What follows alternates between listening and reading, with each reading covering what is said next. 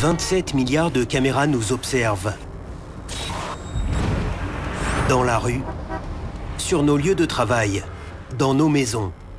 Elles capturent des images qui semblent impossibles. Ça défie les lois de la physique. C'est hallucinant. Des experts procèdent à des analyses de ces phénomènes inhabituels. Ça, c'est de l'explosion. Il y a quelque chose qui nous échappe. Quelque chose qu'on ne voit pas. Qu'est-ce qu'il se passe? À suivre, une étrange lueur danse dans le ciel du désert de Mojave. Je sais pas ce que c'est. On ne sait pas ce que c'est. Et on veut le découvrir.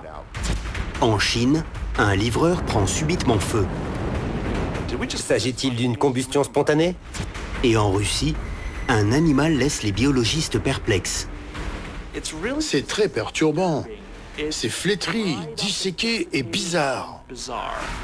C'est quoi? Des phénomènes bizarres. Des mystères filmés. Que se cache-t-il derrière ces étranges évidences?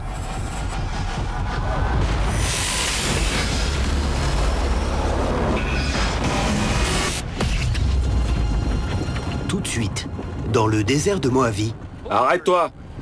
une lueur mystérieuse danse dans le ciel. Je sais pas ce que c'est. Elle bouge comme si elle était contrôlée par une intelligence venue d'ailleurs. On est pile en dessous et il n'y a pas de bruit. On dirait que c'est vivant. Cet endroit est l'épicentre des ovnis inexpliqués. On ne sait pas ce que c'est. Et on veut le découvrir.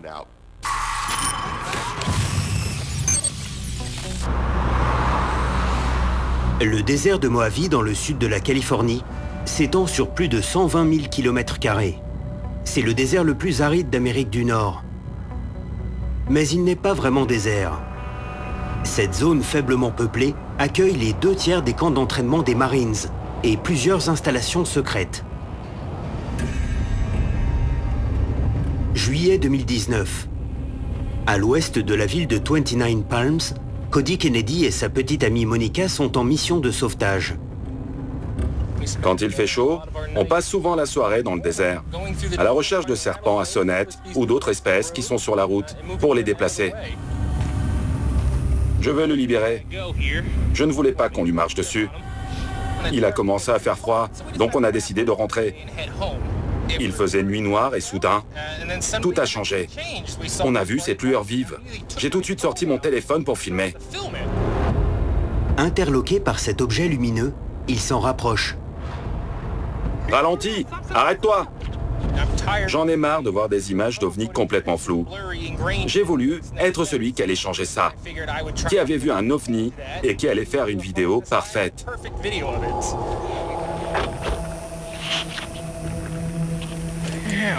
On est juste en dessous. Et il n'y a pas de bruit. Si c'était un drone, on l'entendrait.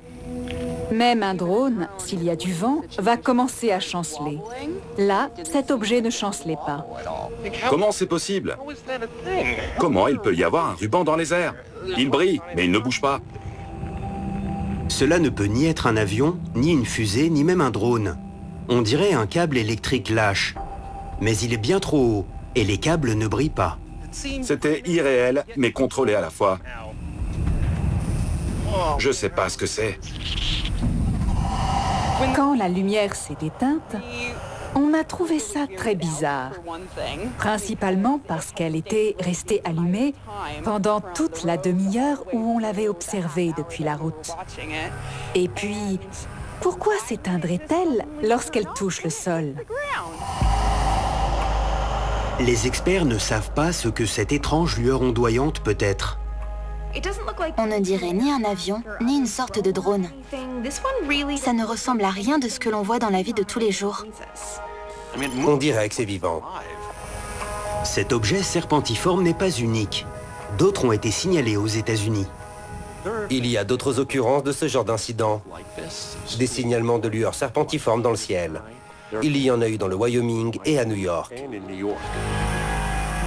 Quoi qu'il soit, ces objets n'ont pas été aperçus uniquement sur Terre. 2 décembre 1993.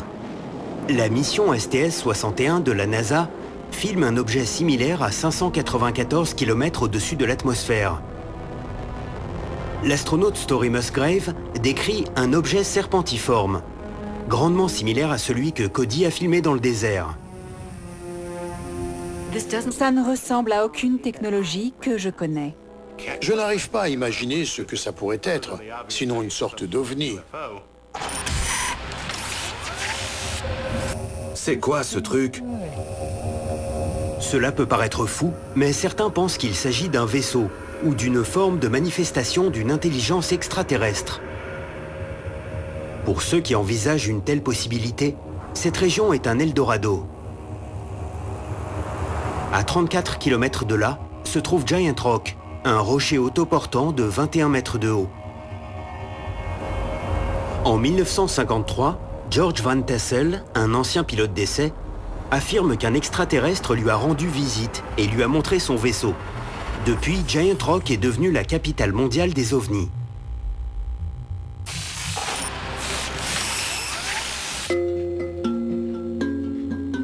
La journaliste Erika Lux pense que l'endroit où la vidéo a été filmée pourrait offrir un indice déterminant. Bizarrement, nous sommes à 29 Palms, où il y a l'un des plus grands complexes d'essais aériens des États-Unis. La base de la marine de 29 Palms couvre plus de 2500 km² de désert. Plus de 12 500 militaires y sont en garnison, faisant de cet endroit l'un des plus sécurisés du pays. C'est la couverture idéale. Il est tout à fait possible que l'armée teste des technologies avancées.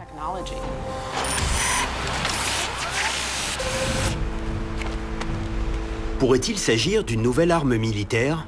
L'auteur Amy Shira Teitel sait que le désert est l'endroit idéal pour tester des armes secrètes. Le climat aride et la faible population signifient qu'il y a peu de chances que des yeux curieux s'y baladent. Pendant la guerre froide, il y a eu plusieurs essais nucléaires dans le désert de Mojave. De nos jours, c'est là-bas que de nombreuses entreprises travaillent sur le développement de véhicules spatiaux. Le port spatial de Mojave accueille plus de 60 entreprises spécialisées dans le développement aérien et la conception d'astronefs de pointe. C'est peut-être quelque chose qui est en cours de développement. Des expériences très étranges sont conduites ici, mais rien qui ne ressemble à cela.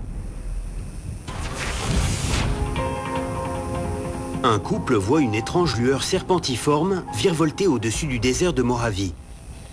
Elle ne ressemble à aucun avion. Sans explication rationnelle, même les scientifiques commencent à envisager l'impensable. Le désert de Mojave s'étend jusqu'au Nevada, où il y a encore plus de bases secrètes. La plus connue d'entre elles, la zone 51. La zone 51 est l'endroit où beaucoup de gens pensent que l'OVNI qui se serait écrasé près de Roswell a été caché pour que des scientifiques puissent en rétro-concevoir la technologie. Bien que l'idée de rétro-ingénierie puisse être bizarre, certains y croient dur comme fer. Deep Prasad, le PDG d'une société de calcul quantique, a déclaré publiquement que son objectif ultime était de trouver, puis de rétro-concevoir un ovni. Et il n'est pas seul dans sa quête. C'est ce qu'un groupe de technologues de la Silicon Valley veut faire. Rétro-concevoir un ovni afin d'amener l'humanité encore plus loin dans l'espace. Il paraît impossible qu'un vaisseau extraterrestre soit tombé entre les mains des autorités américaines. Mais plusieurs personnes l'affirment depuis les années 50. Dans les années 80, Bob Lazar déclare qu'il a été embauché pour travailler sur un appareil antimatière rétro-conçu à partir d'un vaisseau extraterrestre caché par le gouvernement dans la zone 51. Lazar affirme qu'il a été engagé par l'entreprise de défense EG&G pour rétro-concevoir un vaisseau extraterrestre dissimulé dans la zone 51. Il déclare que cette technique a déjà été utilisée pour développer de nombreuses technologies du quotidien, comme certaines radios et certains supraconducteurs. Il y a eu une grande controverse quant à si ce que disait Bob Lazar était vrai ou s'il faisait de la désinformation pour le compte du gouvernement américain. Bob Lazar et ceux qui font les mêmes déclarations pourraient faire de la désinformation afin d'écarter les chercheurs de la piste de vrais projets de défense top secret. En tout cas, aucun d'eux n'a jamais mentionné un vaisseau serpentiforme. Il n'y a pas d'explication logique à cette lueur. On est près de 2 bases militaires. On ne peut pas exclure qu'il s'agisse d'une expérience de l'armée.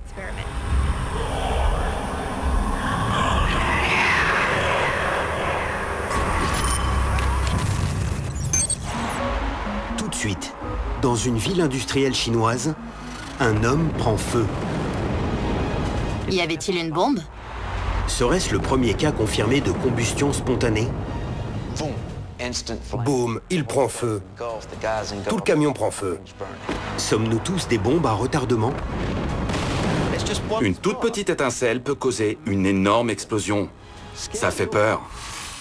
Comment une femme peut arriver à tuer? Cette personne-là avait aucune émotion pour les victimes. C'était à donner froid dans le dos.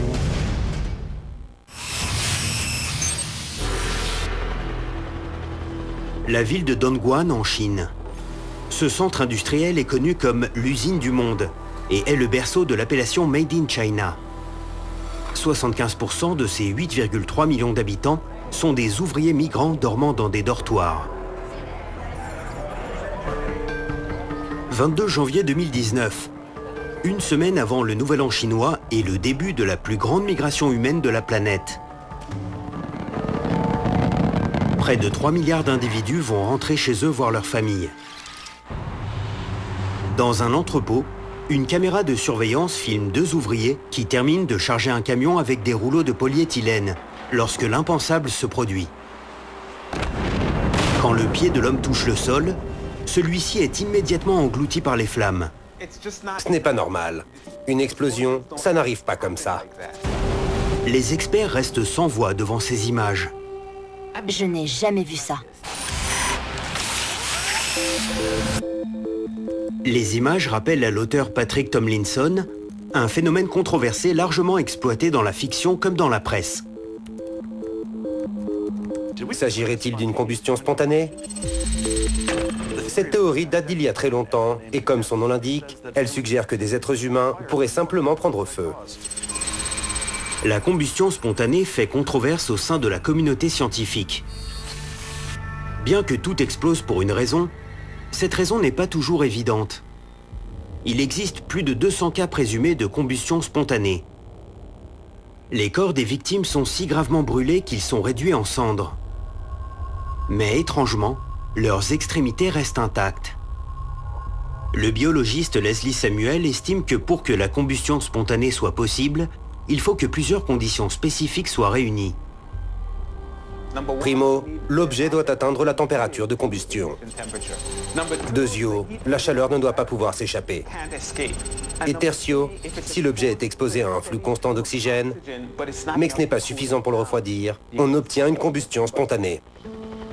Le 22 décembre 2010, le corps de Michael Faherty, 76 ans, est retrouvé à son domicile de Galway, en Irlande.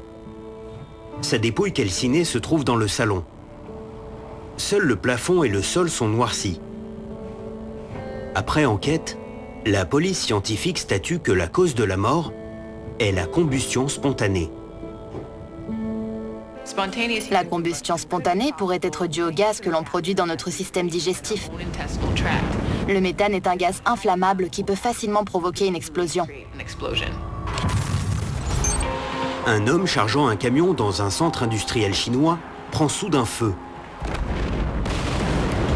Mais lorsque l'ingénieur Brian Walshon étudie les images de plus près, il comprend que la source de l'explosion n'est pas l'homme lui-même. On voit que l'explosion et les flammes elles-mêmes proviennent du camion. On voit aussi que quand l'homme saute du camion, les flammes sont clairement derrière lui. Mais qu'est-ce qui aurait pu alimenter une telle explosion? En cherchant, on a trouvé qu'il s'agissait de rouleaux de polyéthylène. Ce matériau est utilisé pour le conditionnement. Le polyéthylène est l'un des matériaux d'emballage les plus courants. Ce nom savant cache en fait du plastique. Pour le souffler, on utilise du butane. On pompe le butane sous forme liquide dans le plastique pour le faire gonfler. Plus il est gonflé, plus il absorbera les impacts et protégera ce qui l'emballe. Mais comme le sait bien l'expert en pyrotechnie Matt Kuchar, le butane est très explosif. L'un des produits que l'on utilise à Hollywood, surtout pour créer des explosions de type combustible, ce sont de petites bouteilles de butane. On les fracture à haute cadence, puis on enflamme le gaz qui sort pour faire de magnifiques boules de feu qui pourchassent les acteurs dans les couloirs. Bien que le butane soit utilisé dans la production du polyéthylène, toute trace de ce gaz devrait avoir disparu avant que le matériau soit chargé dans un camion. Le chimiste Mike Sansom se demande si la date, juste avant le Nouvel An, pourrait être un indice. Soit ils ont sauté des étapes, soit ils sortent tout juste de l'usine et le butane est toujours présent. Mais même s'il y avait encore des traces de butane sur le polyéthylène après qu'il ait quitté l'usine, il manque encore une information clé. On ne voit pas d'où vient l'étincelle. On ne voit pas de cigarette. On ne voit pas de flamme nue. Qu'est-ce qui a causé l'étincelle? Lorsque Mike Sansom zoome sur l'homme, il remarque que son pied reste coincé dans le plastique et pense que cela pourrait être la clé. Il n'est pas en appui. Il bouge et porte peut-être des vêtements en synthétique, ou se frotte peut-être au rouleau, ce qui pourrait créer de l'électricité statique. Mais une étincelle électrostatique suffirait-elle à causer cette explosion? L'ingénieur en génie électrique David Wallace réalise une expérience pour le découvrir. Nous avons ici un générateur de 22 graphes, ou générateur d'électricité statique. Je vais m'en servir pour reproduire ce que l'on voit dans la vidéo. Lorsque je rapproche celui-ci, nous obtenons une étincelle.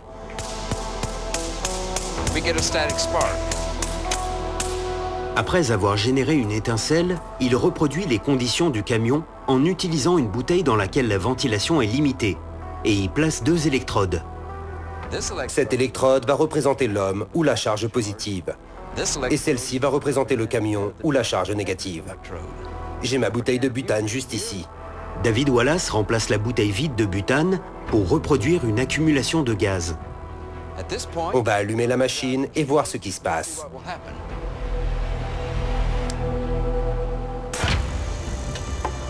Dès que l'étincelle électrostatique est créée, elle enflamme instantanément le butane et produit un torrent de feu.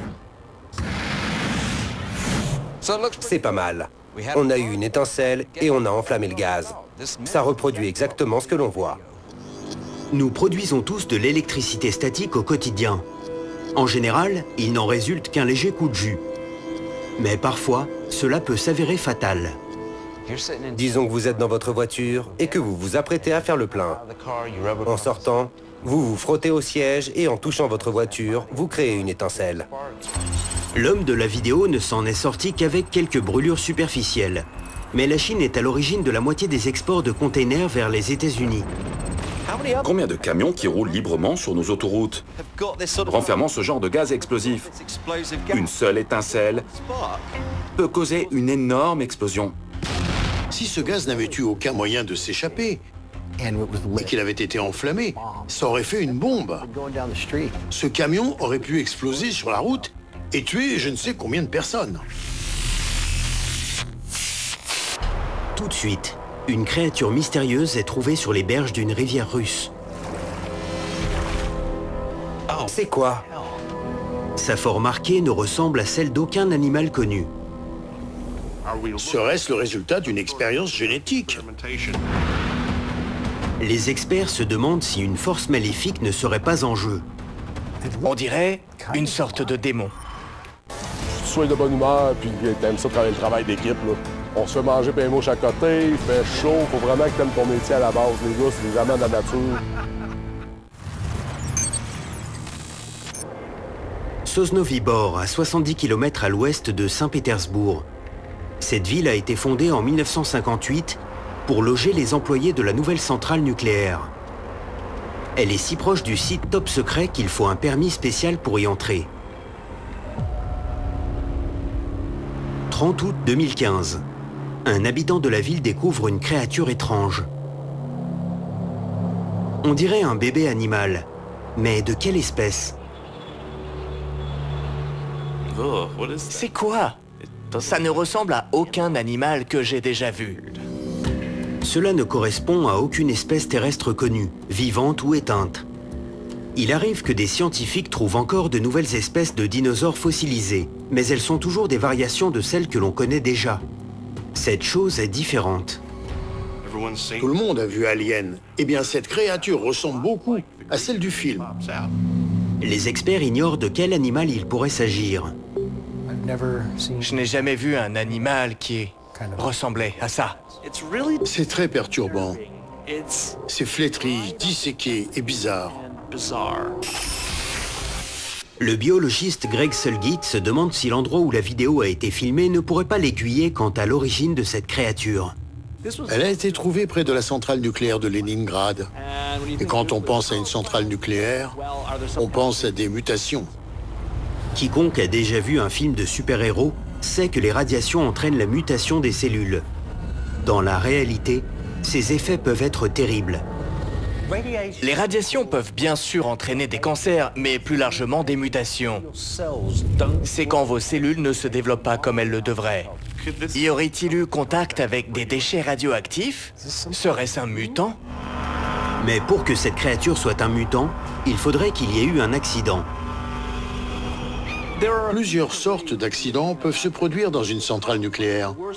La pire est la fusion du cœur, mais il peut aussi y avoir des fuites de produits chimiques, ce qui entraînerait la présence de déchets nucléaires dans la nature.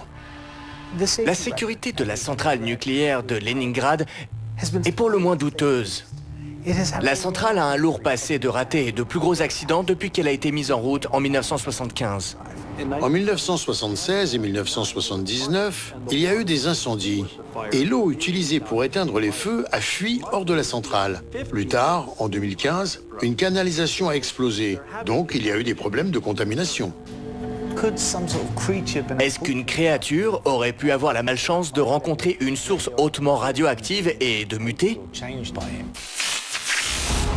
Une créature inconnue est trouvée dans l'ouest de la Russie. Elle ne correspond à aucun animal connu, vivant ou éteint.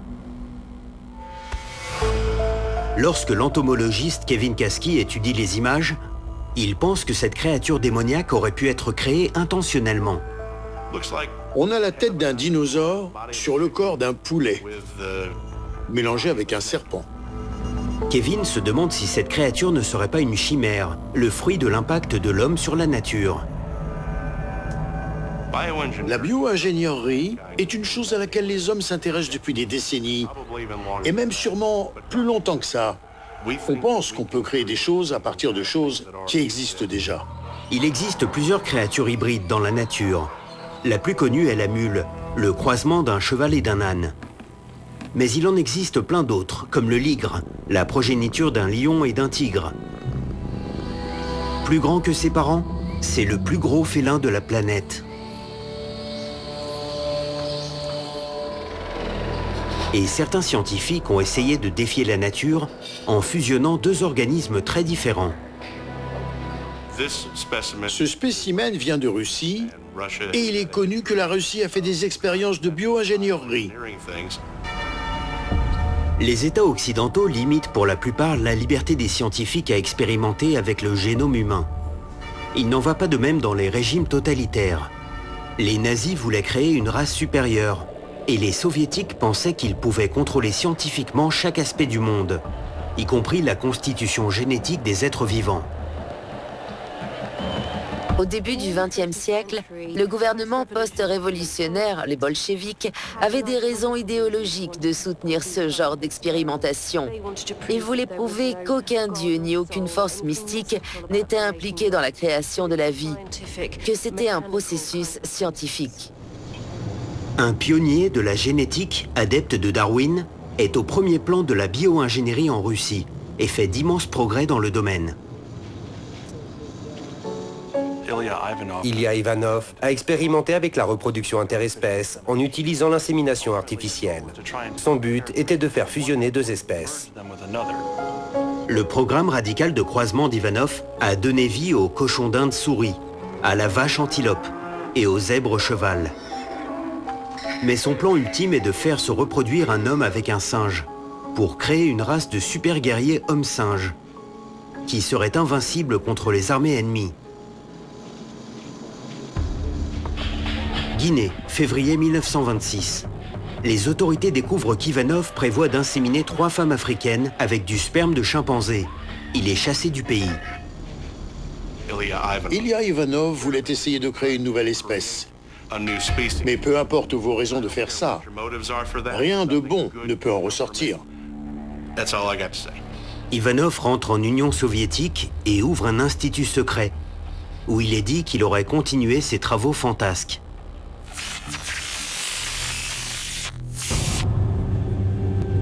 D'autres récits d'expérimentation génétique nous arrivent encore à ce jour. Les Russes travaillent sur un super poulet. Je sais, on dirait une BD, mais ils travaillent là-dessus pour améliorer la productivité alimentaire du poulet et ainsi aider à nourrir la population. La Russie importe un nombre très important de poulets des États-Unis. Mais après les sanctions qui suivirent l'invasion de l'Ukraine par la Russie en 2014, les relations se sont tendues. Les relations américano-russes se sont gâtées ces dernières années. Les Russes ont donc créé un super poulet. L'espèce MENA 8 est disponible pour des essais de marché. Cette créature pourrait-elle être le résultat d'une tentative ratée de créer un super poulet? Nous ne le saurons peut-être jamais. Elle a été examinée par les experts de l'Institut de biophysique de Krasnoïarsk. Et tout ce qu'ils ont dit, c'est que ce qui a été trouvé était une sorte de mutant non viable. Mais la question demeure. Une mutation nucléaire ou une expérience scientifique ont-elles eu un rôle à jouer dans sa création? Serait-ce une sorte d'expérimentation génétique que personne ne veut revendiquer, mais qui, encore une fois, est arrivée à la vue de tous? Quel est son but?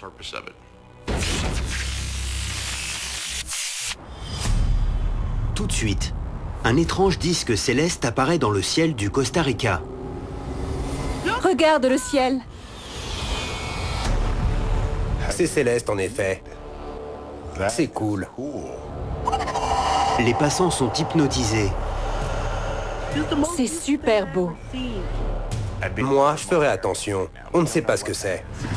Cette vision divine pourrait être le résultat d'un phénomène mortel. Il y a quelque chose de bizarre. Je vais voir mon médecin de famille. Il me dit que j'étais enceinte de jumeaux. On voit que le médecin mentionne avoir entendu 2 cœurs fétales. Où est-ce qu'il est, ce bébé-là? Je savais qu'il se passait quelque chose. Jumeaux disparus, dès le 12 janvier 21h, à Canal D. Non loin de San José, au Costa Rica, au pied des montagnes d'Escazú, se trouve la banlieue huppée du même nom. C'est ici que les Costa-Ricains riches et influents résident dans le luxe. Septembre 2015. Les habitants d'Escazú vaquent à leurs occupations habituelles quand, soudain, ils aperçoivent un phénomène spectaculaire au-dessus d'eux. Regarde le ciel. C'est comme si un nuage et un arc-en-ciel avaient eu un bébé. Les couleurs sont magnifiques, mais il ne s'agit pas d'un arc-en-ciel. Ce disque ressemble plutôt à un objet. C'est fou. La nature fait des choses incroyables, mais une sorte d'arc-en-ciel en forme de disque comme ça, c'est phénoménal. On n'avait jamais vu ça. Waouh! Il n'arrête pas de grossir. Les experts craignent qu'il ne s'agisse d'un phénomène plus sinistre qu'il n'y paraît. Ça a presque la forme d'un champignon atomique, ce qui n'évoque pas des souvenirs très heureux. Devrait-il fuir? Un étrange disque céleste illumine le ciel d'une ville du Costa Rica.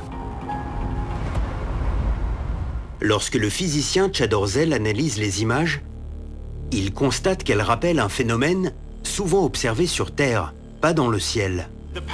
On dirait un peu une tache d'huile sur de l'eau. On a un dégradé de couleur, comme lorsqu'une substance polluante est déversée dans un lac. En général, c'est pas bon. Les gros avions de ligne peuvent contenir plus de 150 tonnes de carburant au décollage. et des calculs précis assurent qu'il soit au poids minimal à l'atterrissage. Tous les avions sont plus lourds au décollage qu'à l'atterrissage, puisqu'ils consomment leur carburant. Mais lorsqu'un atterrissage d'urgence est nécessaire, les avions peuvent déverser leur carburant en plein vol. Il y a des particules d'eau présentes dans l'atmosphère terrestre. Donc il pourrait s'agir d'une sorte de mélange entre du carburant et les molécules d'eau dans les nuages. C'est super beau. Si un avion a déversé son carburant au-dessus d'une zone habitée, ce carburant va retomber et ça pourrait causer des dégâts. Ce phénomène étrange serait-il le résultat de la présence d'un carburant qui serait en train de pleuvoir sur Terre? Si c'était vraiment du carburant, on devrait avoir une forme linéaire. Mais dans ce cas-là, on a une forme circulaire qui suit la forme du nuage. Lorsqu'un avion passe au-dessus de vous, vous voyez la traînée de condensation. Donc si c'était causé par un avion qui avait déversé son carburant, on aurait un nuage linéaire. Le chimiste Simon Foster a déjà observé ce genre d'anomalie dans l'espace. Pourrait-il vraiment s'agir d'un phénomène extraterrestre?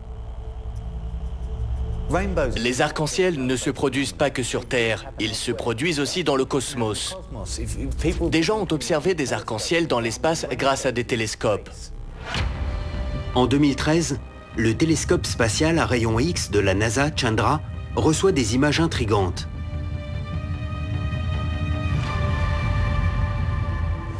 Une image du télescope Chandra montre un arc-en-ciel spatial dans un système binaire. L'une des deux étoiles est une étoile à neutrons qui siphonne la matière de l'autre étoile. L'étoile la plus dense et la plus lourde aspire la matière de sa partenaire et ce faisant, elle émet des rayons X.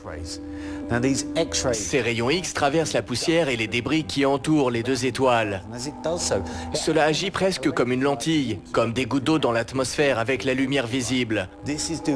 Là, c'est le même principe, mais avec des rayons X, et cela produit ces incroyables arcs-en-ciel interstellaires. C'est très beau, mais la lumière est produite par des rayons X, donc c'est aussi mortel. Les rayons X peuvent être dangereux si l'on n'est pas bien protégé. Les rayons X sont une forme de radiation ionisante. Une surexposition peut produire des réactions chimiques anormales à l'intérieur des cellules, qui causent elles-mêmes des mutations qui peuvent entraîner des maladies telles que des cancers. Un arc-en-ciel spatial, si près de la Terre, ça ne marche pas. Le niveau de radiation serait si élevé que cela blesserait ou même tuerait tous les habitants de cette zone.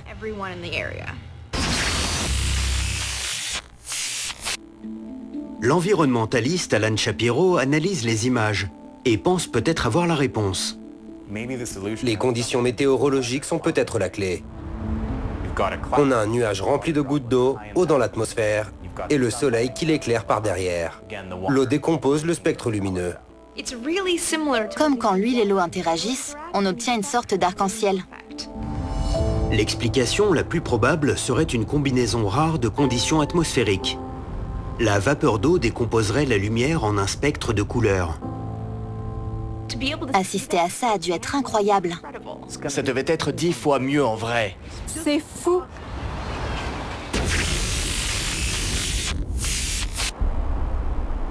Tout de suite, au pays des volcans, le ciel devient rouge sang. C'est une scène infernale. Ce menaçant nuage pourpre engloutit tout sur son passage. Ça devait être terrifiant. On dirait une scène de film catastrophe. Mais pour les gens sur place, c'est bien réel. Est-ce que tu haïs les journalistes? Pendant 30 ans, vous avez réussi à tromper les médias d'information. Il est possible de faire gober aux gens et aux journalistes n'importe quelle histoire. Le roi du mensonge. Vendredi 21h à Canal D.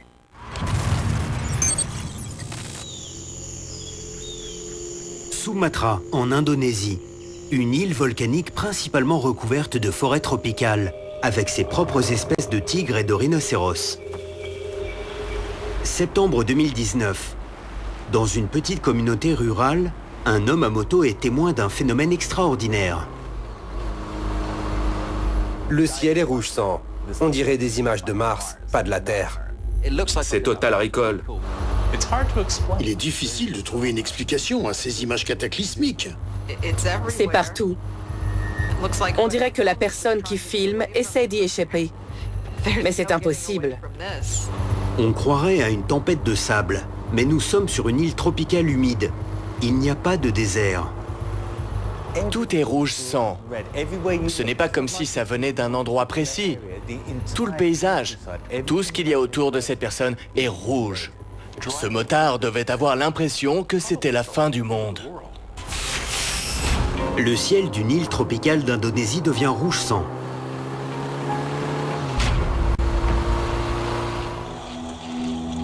Le chimiste Mike Sansom se demande si, sur ces images, l'air lui-même ne serait pas toxique.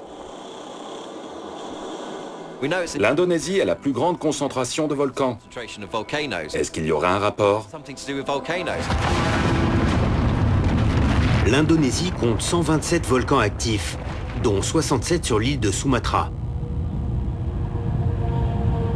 Cette dernière se trouve sur l'explosive ceinture de feu, une chaîne de volcans de 40 000 km de long qui passe par des sites sismiques actifs dans l'océan Pacifique.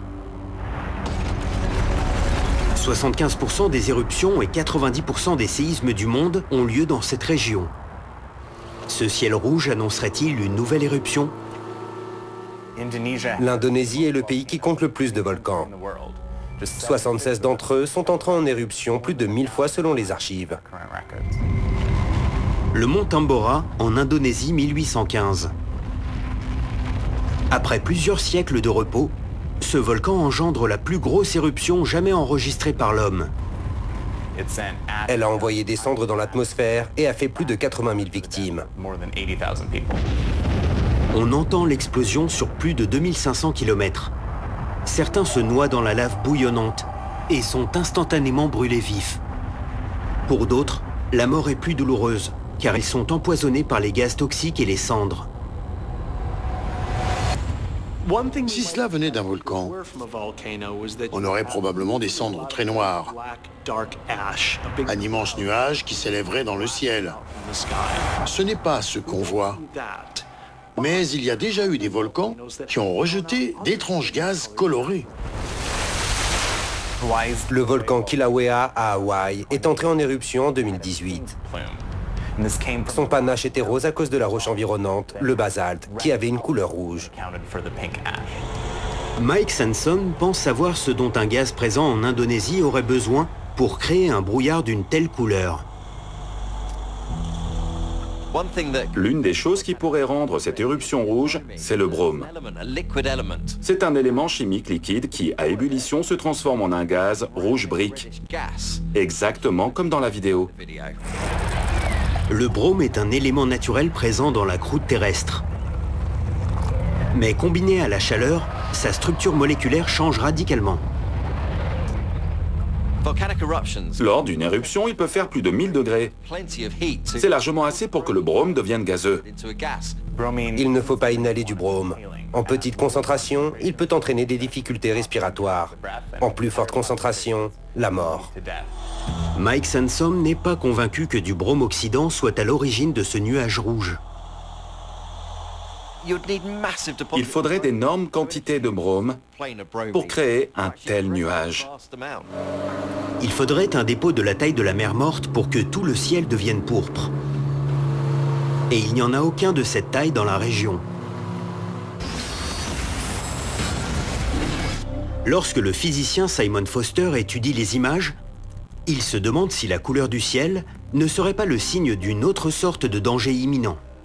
Différents gaz, à différentes concentrations, peuvent réfracter la lumière de différentes manières. Il pourrait s'agir du même principe que celui du coucher de soleil. Et pour que cela arrive, il faut exactement la bonne taille de particules de fumée. Le météorologue Chris Wolchek pense que ce ciel apocalyptique pourrait être dû à une immense quantité de fumée. L'un des événements qui produisent cet effet sont les grands feux de forêt qui génèrent énormément de poussière et de fumée. Les feux de forêt sont l'un des phénomènes naturels les plus meurtriers.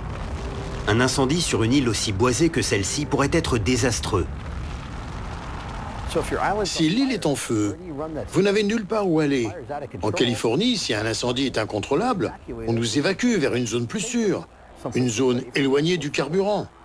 Sur une île, si toute l'île sert de carburant, où est-ce qu'on vous évacue?